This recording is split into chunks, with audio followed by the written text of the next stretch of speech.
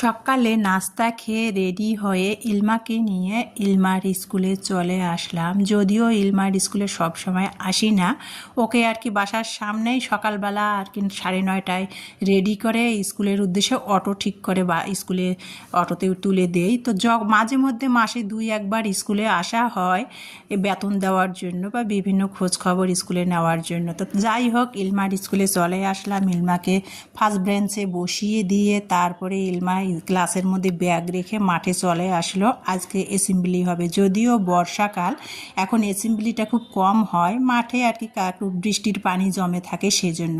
তো TV shoot হবে ইলমার স্কুলে, তো সেই জন্য আর কি ওদের অ্যাসেম্বলিটা হচ্ছিল। তো যাই হোক, যেটা বলতেছিলাম, ইলমাকে স্কুলে দিয়ে চলে আসলাম, ওদের অ্যাসেম্বলি হচ্ছে। আমি তারপরে শর্টকাট রাস্তা ধরে পায়ে হেঁটে আর কি বাসায় চলে আসতেছিলাম। তো এই যে আমি তারপরে বাসায় চলে